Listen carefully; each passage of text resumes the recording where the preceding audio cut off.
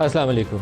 آئندہ عام انتخابات کے حوالے سے ہر طرح کا تبصرہ ہوتا ہے اور بہت سے لوگوں کا خیال یہ ہے کہ جیسے 2007 کے اینڈ میں انتخابات سے پہلے ایک صورتحال تھی پاکستان کی، اللہ نہ کرے کہ ایسا ہو، لیکن بہت سارے سیاسی لوگوں کا یہ خیال ہے کہ ویسی ہی صورتحال دوبارہ بن سکتی ہے۔ 2007 کے آخر میں ہوا کیا تھا کہ پاکستان میں دہشت گردی کی بہت کارروائیاں ہوتی تھیں اور بعض جماعتیں خاص طور پر ANP اور پیپلز پارٹی کو نشانہ بنایا جاتا تھا۔ دسمبر کے اینڈ میں 27 دسمبر کو محترمہ کی اسیسینیشن، شہادت کا ایک افسوسناک واقعہ بھی 2007 میں ہوا، جس کی وجہ سے انتخابات مؤخر بھی ہو گئے، اور وہ بھی دعا مانگنی چاہیے کہ ایسا واقعہ بھی نہ ہو اور انتخابات الفاق کا شکار بھی نہ ہو اور کسی بڑے سیاسی لیڈر کو کسی دہشت گردی کا نشانہ بھی نہ بنایا جائے۔ یہ دعائیں تو ہم کر سکتے ہیں، لیکن گراؤنڈ ریالٹیز جو ہیں وہ بہت زیادہ مختلف نہیں ہیں، خاص طور پر افغانستان سے امریکی فوجوں کے انخلاء کے بعد کی جو صورتحال ہے، وہاں سے افغانستان کے راستے پاکستان میں دہشت گردی کی کارروائیوں میں بہت زیادہ تیزی آ گئی ہے۔ پاکستان سے جو غیر قانونی مقیم افغان تھے ان کی واپسی کا عمل جاری ہے۔ بعض لوگ کہتے ہیں کہ اس کا ریئیکشن بھی آ رہا ہے اس وقت دہشت گردی کی کارروائیوں میں، لیکن TTP اگر ری گروپ کر کے پچھلے ایک سال سے مسلسل کوشش کر رہی ہے کہ پاکستان کے اندر انسٹیبلٹی کریٹ کی جائے، سیکورٹی فورسز کو اٹیک کیا جائے، تو کسی بھی ناخوشگوار واقعے کو کسی بھی موقع کے لیے آپ مکمل طور پر رول آؤٹ نہیں کر سکتے۔ بارڈر کو فینس کیا گیا، لیکن بارڈر فینس ہونے کے باوجود وہ چیز بہت زیادہ مؤثر ثابت نہیں ہوئی۔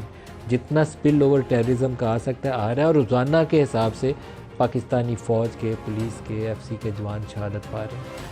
آج مولانا فضل الرحمان نے ایک دوبارہ بیان دیا، آج سے کچھ عرصہ پہلے بھی انہوں نے دیا تھا، لیکن آج انہوں نے ایک دوبارہ بیان دیا۔ بعض لوگ اس سے رائے یہ لیتے ہیں کہ یہ شاید اسٹیبلشمنٹ کی سوچ کا عکاس ہے یہ بیان، اس کے نتیجے میں انتخابات کا التوا جو ہے اس کے لیے بہانہ تراشا جائے گا۔ میں اس کے اوپر 100% یقین سے نہیں کہہ سکتا کہ ان بیانات کے پیچھے کس کی سوچ کار فرما ہے، لیکن دہشت گردی جو آج کل پاکستان میں ہو رہی ہے وہ ریالٹی ہے۔ تو پولیٹیکل لیڈرز کو، سیکورٹی فورسز کو، جنہوں نے پاکستان میں انٹرنلی داخلی استحکام کو یقینی بنانا، ان تمام لوگوں کو سر جوڑ کے بیٹھنا چاہیے کہ انتخابات وقت پہ ہو بھی جائیں، پرامن طریقے سے ہو جائیں اور کم سے کم نقصان پہنچے، اور جتنے بڑے لیڈرز ہیں بشمول عمران، نواز شریف، آصف زرداری، سب کی سیکورٹی کو 100% یقینی بنانا یہ بھی ریاست کی اس وقت ذمہ داری ہے۔ مولانا فضل الرحمان کا آپ کو بیان سنواؤں گا، پھر آگے چلیں۔ 2 صوبے اس وقت بدامنی کے لپیٹ میں، پرسوں بھی نوشہرہ میں ہمارے جمعیت علماء اسلام کے 3 قتل کر دیے، پشاور میں واقع ہوئے ہیں، باجوڑ سانحے کے بعد ہمارے 4-5 ساتھی شہید ہوئے وہیں پہ، ڈیرہ اسماعیل خان میں، ٹانک میں، لکی مروت میں کوئی پولیس نہیں ہے، سارے علاقے جو ہے مسلح لوگوں کے ہاتھ میں ہوتے ہیں۔ تو اس سارے صورتحال میں کیا انتخابی مہم چلائی جا سکے گی؟ ایک سوال ہے۔ ٹھنڈ اس کے علاوہ ہوگی اس دفعہ جو صورتحال بنے گی۔ مسلم لیگ کے ساتھ ہماری جو ریلیشنز اب تک رہے ہیں وہ ہم برقرار رکھنا چاہتے ہیں، الیکشن میں بھی اور الیکشن کے بعد بھی۔ سو اس حوالے سے اتفاق رائے ہو گیا ہے۔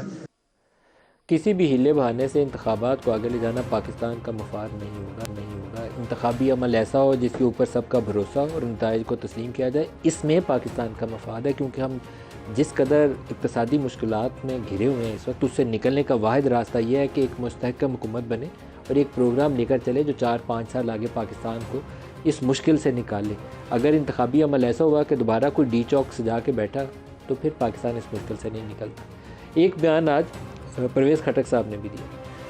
پاکستان تحریک انصاف چھوڑنے والے 2 طرح کے لوگ ہیں، ایک وہ لوگ تھے جنہوں نے عمران سے بالکل آخری دنوں میں لا تلقی کر لی تھی، علیحدہ ہو گئے تھے، پھر کچھ وہ لوگ ہیں جن کو اٹھا لیا گیا، غائب ہو گئے، اور انہوں نے جب رہائی ملی تو کہا کہ نہیں، ساری خرابی عمران کے اندر ہے، 9 مئی کا ذمہ دار بھی، پلانر بھی، ایگزیکیوٹ کرنے والا بھی سارا عمران خان ہے۔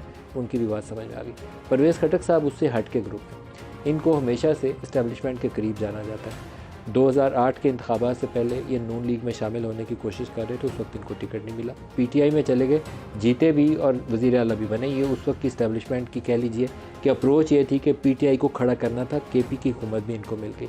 اس کے بعد سے اب والے جو پرویز خٹک ہیں اس کے اندر ہمیں ایک تبدیلی نظر آتی ہے۔ اب والے پرویز خٹک جو ہیں یہ عمران خان کے ساتھ نہیں کھڑے، جو پچھلے 10-12 سال والے پرویز خٹک تھے ان کے ساتھ شامل تھے، وزیر اعلیٰ بھی بنے، پسند کے وزیر بھی بنائے، خاندان کے لوگوں کو بھی جتوایا، لیکن اب انہوں نے جو باتیں بتائی ہیں میں آپ کو سناؤں گا۔ پروگرام کے دوسرے حصے میں اس کے اوپر بھی سوال جواب کریں گے۔ دکھائیں۔ 9 مئی کو جو ہوا وہ بہت برا ہوا، ہمیں خواب میں بھی نہیں پتا تھا کہ جس دن عمران خان گرفتار ہوگا تو سارا حملہ فوج پہ ہوگا۔ اس کے لیے ایک الگ ٹیم بنی ہوئی تھی. ہمارے جتنے سینئر لوگ ہیں ان کو خواب میں بھی نہیں پتا تھا کہ یہ ہونے والا. یہ الگ ایک ٹیم بنی تھی مراد سعید کی شکل میں, گنڈاپور کی شکل میں, پنجاب میں ایک چودھری ہے اس کی شکل میں. وہ الگ کام کرے تو عمران خان نے ان کو ٹریننگ دی, جلوس نکالے تاکہ جو اگر میں گرفتار ہوں تو آپ نے حملہ فوج پہ کریں. فوج کے خلاف جب گئے تو میرا خیال میں اپنے ساتھ بھی ظلم کیا عمران خان نے, پارٹی کے ساتھ بھی ظلم کیا, اور پارٹی کو ایک ایسے راستے پہ لے گئے جہاں سے واپسی بڑا مشکل ہے. جو آج پروگرام میں ہمارے ساتھ شرکا ہیں بیرسٹر ظفر اللہ صاحب ہیں پاکستان مسلم لیگ نواز سے, نعیم پنجوتھا صاحب ہیں پی ٹی آئی سے, اور ہاشم ڈوگر صاحب ہیں سینئر رہنما آئی پی پی سے. سب کو خوش آمدید کہتا ہوں. ظفر اللہ صاحب آپ سے سٹارٹ کروں گا.